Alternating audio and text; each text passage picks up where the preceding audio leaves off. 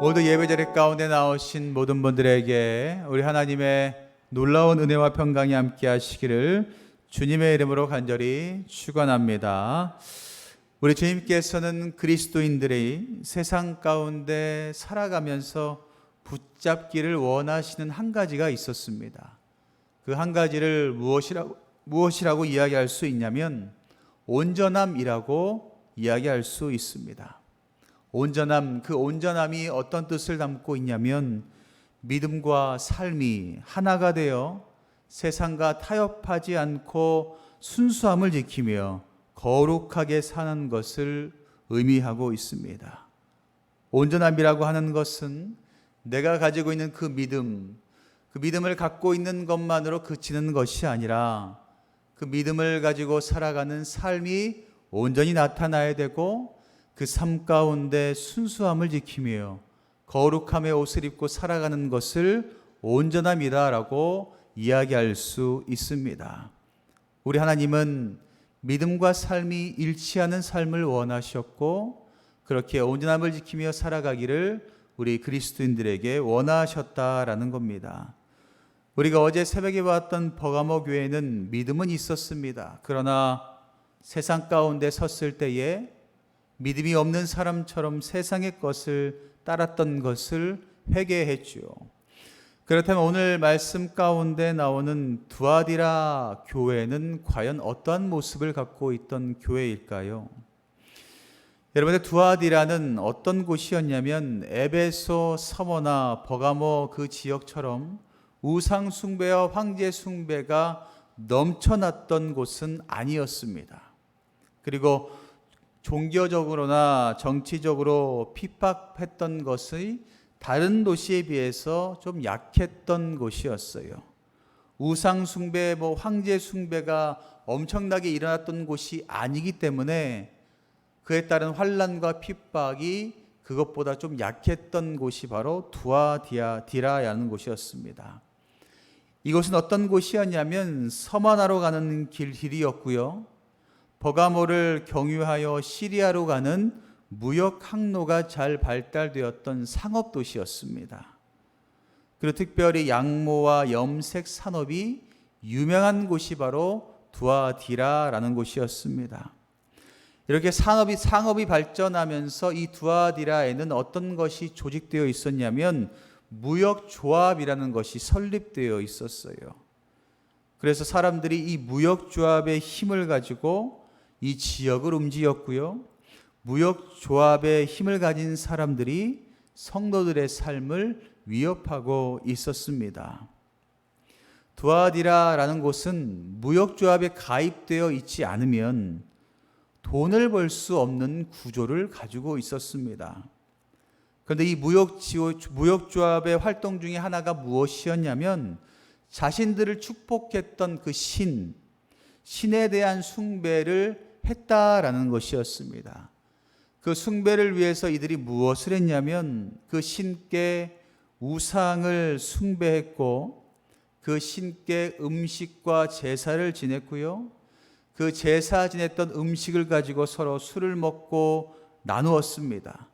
그리고 술 취하고 마지막은 꼭 음란한 것으로 부도덕한 것으로 마무리를 지었습니다. 무역조합의 활동 중에 하나가 바로 이거였습니다. 그러니 두아디라 교회 성도들이 이 무역조합에 가입할 수가 없었겠죠. 이런 환경 가운데 살아가고 있었음에도 불구하고 이 교인들은 이 조합에 가입할 수조차 없었고 그래서 먹고 사는 문제 가운데 많은 어려움이 있었습니다. 이 교회 성도들은 과연 어떠한 믿음을 지켜가고 있었는지 우리는 말씀을 통하여 계속해서 보기를 원하는데요. 두아디라 교회에서 일하는 예수님, 그 예수님을 어떻게 표현하고 있냐면 18절 말씀에 이렇게 이야기하고 있어요.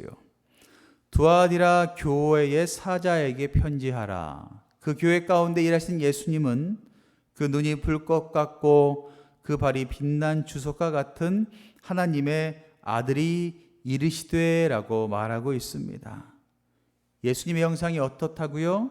눈이 불꽃 같고 발이 빛난 보석 같은 분이다라고 설명하고 있습니다.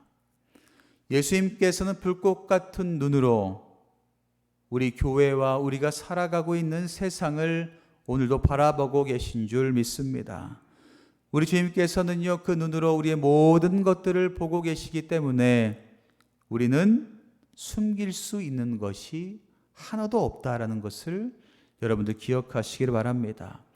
내가 어떤 말을 하건 내가 어떤 행동을 하건 우리 주님께서는 불꽃 같은 눈으로 우리의 모든 것들을 바라보고 계십니다. 또한 예수님의 발은 빛난 주석 같아서 어떠한 환경에서도 요동치 않으시며 악을 심판하시는 분이라고 설명하고 있습니다.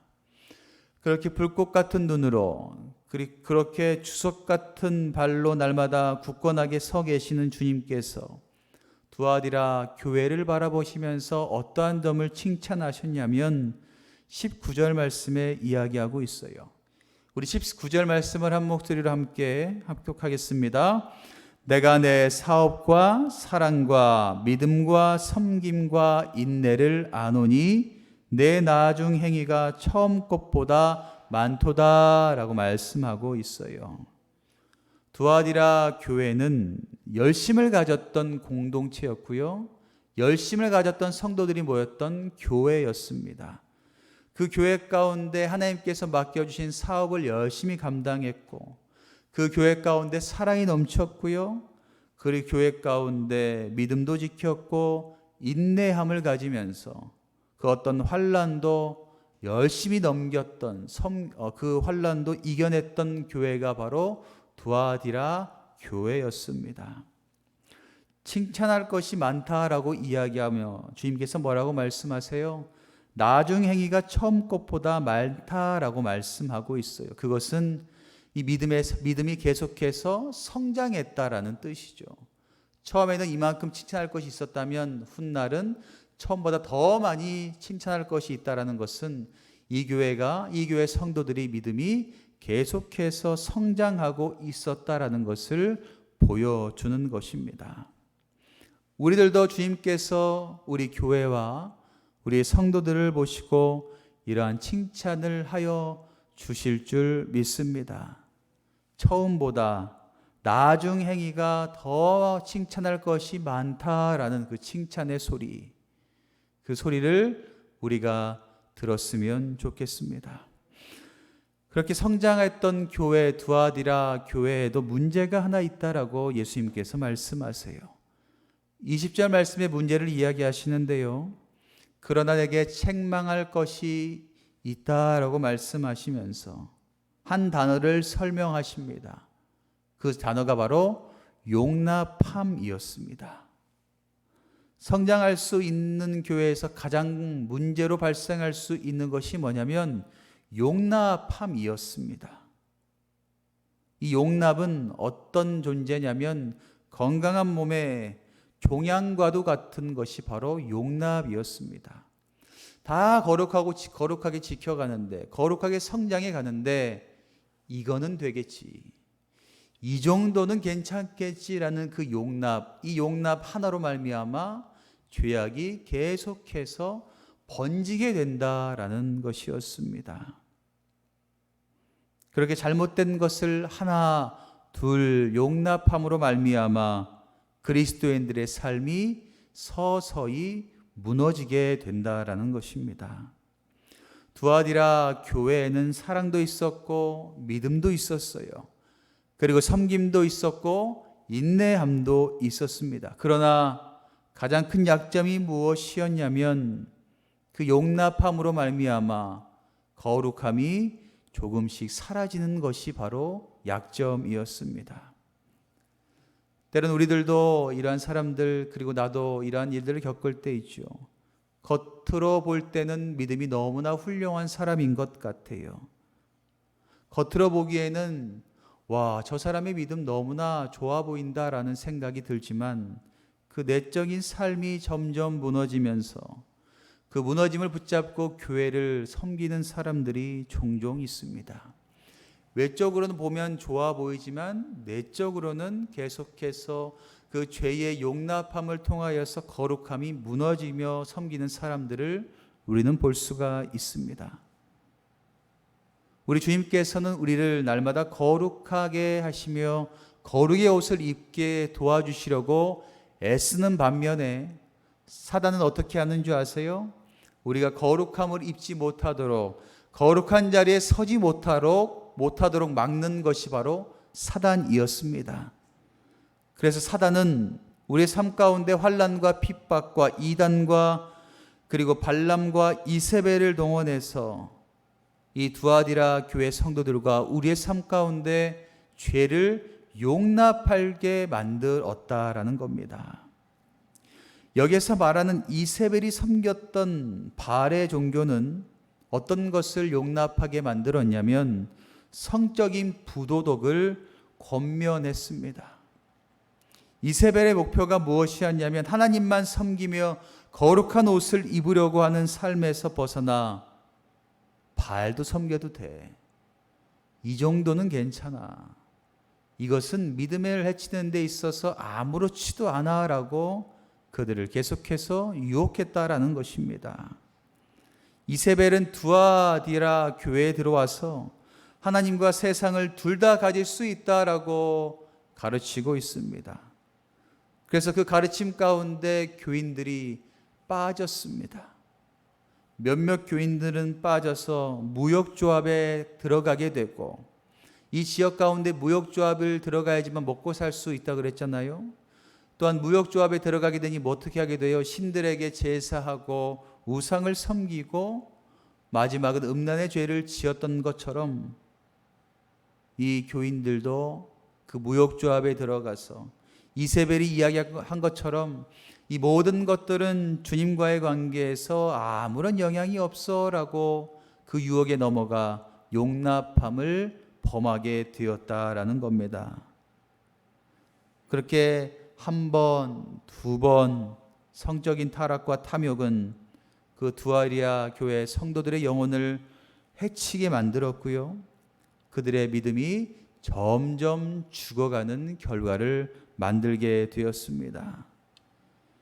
이세벨의 가르침은 현대를 살아가고 있는 우리들에게 말하고 있습니다. 주일에는 거룩하게 예배에 참여하고 수요일에도 참여하고 새벽에도 참여하지만 그 예배를 마치고 나아가는 그 삶 가운데는 무엇을 하든 상관없다라고 여기는 그리스도인들을 만들어 가고 있는 것이었습니다. 우리 주님께서는 이러한 삶을 살아가고 있는 그리스도인들에게 무엇라 말씀하세요? 회개하지 않으면 내가 심판을 하겠다라고 말씀하시면서 어떤 심판을 말씀하시냐? 22절과 23절에 너희가 한 행위대로 내가 그대로 갚아주겠다. 그리고 이세벨의 가르침을 따르는 자를 내가 멸하겠다라고 우리 주님께서 말씀하십니다.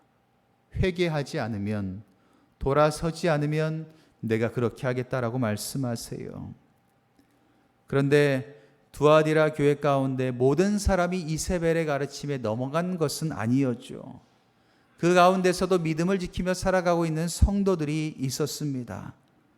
그들이 믿음을 지킬 수 있었던 것은 어떤 유혹과 환난, 그 용납함이 들어와도 흔들리지 않고 믿음을 지킬 수 있었던 이유는 18절 말씀 가운데 나와 있는 그 발이 빛난 주석과 같다라는 그 말에서 뜻을 찾아볼 수가 있습니다. 그 성도들의 그 믿음은 그 발이 주석 가운데 날마다 서 있었습니다. 여러분들 주석이라고 이야기하면 무거운 것입니다. 그래서 그 무거운 것을 통하여서 움직이기가 쉽지가 않아요. 다시 말해서 발이 주석 같다. 내 발이 말씀 가운데 주석같이 서 있다라는 것은 말씀의 뿌리 깊이 내린 사람을 표현할 때 썼던 말씀입니다. 말씀이 뿌리 깊이 마음 가운데 새겨져서 어떤 상황과 환경 속에서도 흔들리지 않았던 사람, 그렇게 말씀을 지키며 살아갔던 사람을 발이 주석 같다라고, 빛난 주석 같다라고 표현을 했습니다. 이 두아디라 성도 가운데 이런 삶을 살았던 사람이 있었습니다. 여러분들의 삶 속에서도 날마다 말씀을 붙잡고 살아가고 계십니까? 말씀을 날마다 붙잡고 말씀이 삶 가운데 모든 것들을 다스리는 성도는 승리할 수 있습니다. 사단과의 그 싸움에서 승리할 수 있습니다. 그리고 말씀이 든든히 세워져 있는 교회는 세상 가운데서도 교회가 승리할 수 있다는 것을 보여줍니다. 그리고 더 나아가 말씀이 우리 삶을 다스릴 때에 우리 삶 가운데 거룩함이 열매로 나타나게 된다는 것을 여러분들 믿으시기를 바랍니다. 우리 주님께서는 그들에게 말씀하시죠. 용납함을 저질렀던 그 죄 가운데에서 회개해라. 하나님께 돌아와라. 그리고 말씀 앞에 다시 올바로 서라라고 이야기하고 계십니다. 우리 주님께서는 회개하고 다시 주님 앞에 나와 말씀을 빛난 주석같이 온전히 뿌리내리고 가지고 있는 자들에게 선물을 허락하여 주십니다. 그 선물이 뭐냐면 26절 말씀에 만국을 다스릴 권세를 허락하여 주시고 28절에 새벽별을 허락해 주신다라고 말씀하고 있어요. 예수님을 바라보며 그분과 동행하는 사람은 만국을 다스릴 수 있는 권세를 허락하여 주신다라고 말씀합니다. 더 나아가 새벽별을 허락하여 주시는데 그 새벽별은 예수님을 의미하고 있습니다. 다시 말해서 예수님께서 늘 함께하여 주시며 동행하여 주신대요. 그리고 그 동행함을 통하여서 그 삶 가운데 구원의 선물을 주신다라고 말씀하고 있습니다. 사랑하는 모든 성도 여러분, 오늘 우리의 삶 가운데 우리도 말씀이 빛난 주석같이 온전히 우리의 삶을 붙잡으시기를 간절히 축복합니다. 우리의 발이 말씀 위에 서 있어야 되고, 그리고 주님께서 불꽃 같은 눈으로 우리를 바라보신다는 것을 기억하시고, 우리도 영적인 눈이 깨어져 세상 가운데 주님과 같이 불꽃 같은 눈으로 세상을 바라보지 마시고 주님만을 바라보며 살아가야 될 줄 믿습니다. 오늘도 영적인 전쟁 가운데 흔들리지 마시고 이것은 괜찮겠지, 이 정도는 괜찮겠지라는 그 용납함, 그 작은 것도 허용하지 마시기 바랍니다. 그렇게 살아가게 된다면 주님께서 말씀하신 만국을 다스릴 권세와 주님께서 늘 함께 해주시는 임마누엘의 축복을 반드시 누리게 될 줄 믿습니다. 오늘도 주님과 함께 동행하며 그 은혜 자리 가운데, 그리고 주님께서 주시는 열매를 많이 맺는 삶을 살아가시는 저와 여러분들 되시기를 주님의 이름으로 간절히 축원합니다.